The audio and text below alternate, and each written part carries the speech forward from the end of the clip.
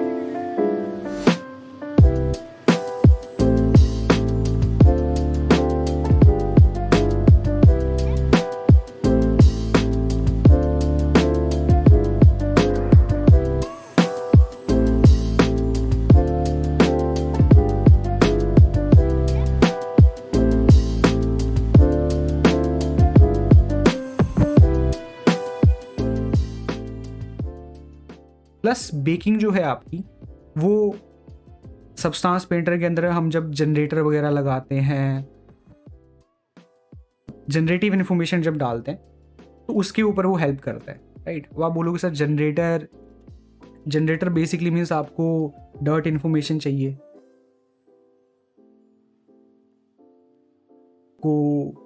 कोई as wear की information चाहिए, ठीक है, आपको कि ओल्ड लुक में दिखानी कोई चीज़ को उसकी इन्फॉर्मेशन चाहिए. अब आप मैनुअली पेंट कर सकते हो in the substance painter, but you don't need to, because आपका जो जनरेटर है वो इसको ईजी बनाता है. Now you can already see that I am applying a generator, और जो जनरेटर हमने अभी अप्लाई किया that is dirt.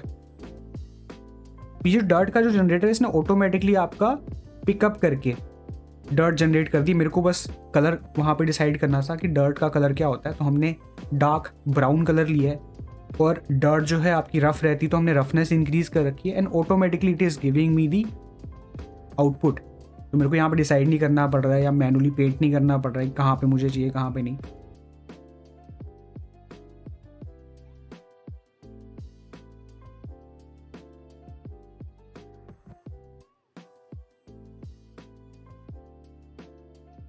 I will just speed up the process.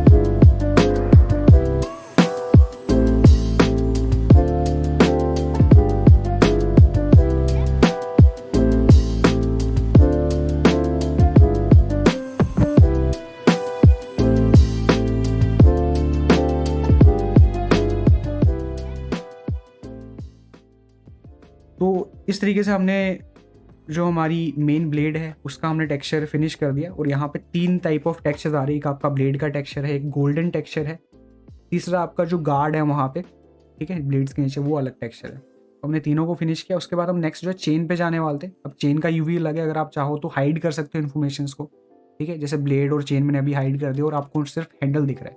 अगर आपने जस्ट कॉन्सेंट्रेट करना है किसी एक चीज़ पर तो आप कर सकते हो। तो यहाँ पे भी मैं सेम गोल्डन जो टेक्सचर है वो अप्लाई कर रहा हूँ।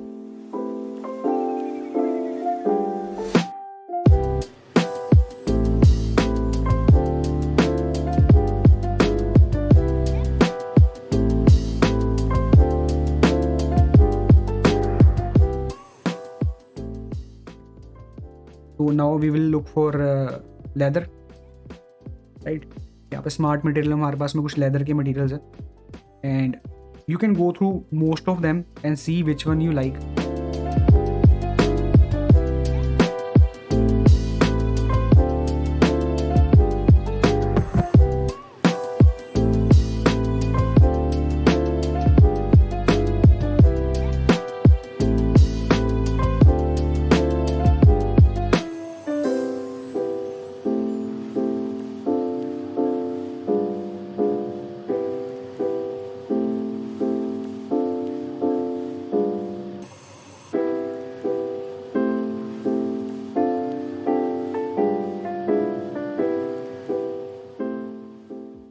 तो आई फाइंड आउट कि यहाँ पे आपका ये वाला जो लेदर था वो अच्छा काम कर रहा था, दिस वन। और उसके ऊपर फिर हमने अगेन जनरेटर अप्लाई किया, because just leather is not enough.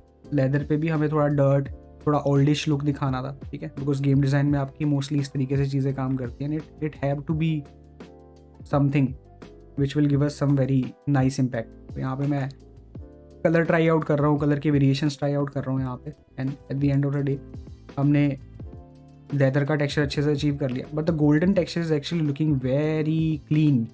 अब ऑब्वियसली अगर आपका हैंडल थोड़ा डर्टी है तो आपके जो मेटल वाली चीज़ है उस पर आपके ग्रेन रहेंगे, रस्ट रहेंगे, डर्ट रहेगी। तो again we use the same process.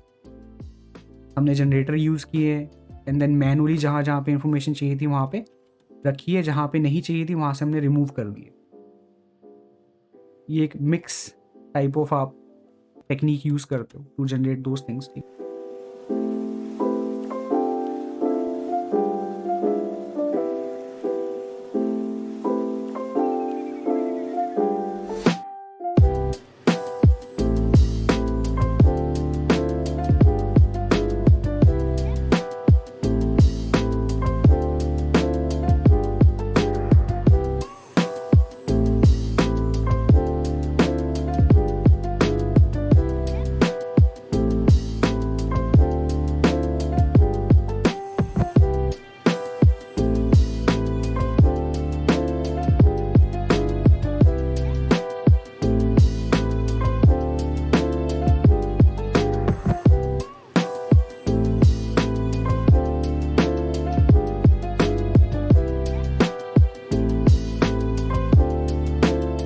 The very end हमने चेन्स के ऊपर में भी टेक्सचर किया and chains are quite easy, कुछ ज़्यादा वो नहीं है।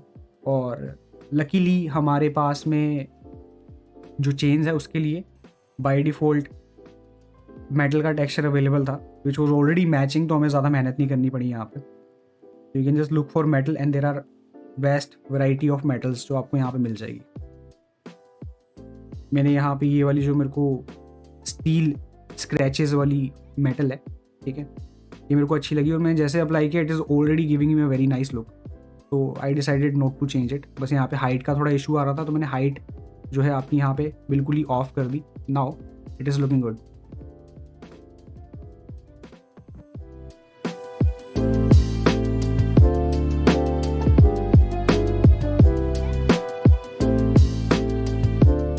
ये आपका पूरा मॉडल जो हमने फिनिश कर दिया यहाँ पे इस तरीके से and it is already looking very nice, ठीक है, रियलिस्टिक लुक लग रहा है। Just for some better looks हमने रेंडर ट्राई किया and you can already compare it with the reference images. Reference images में भी टेक्सचर है, this is a original blade, but you can see हमारा already अच्छा लग रहा है, राइट? It's different and this is the final output.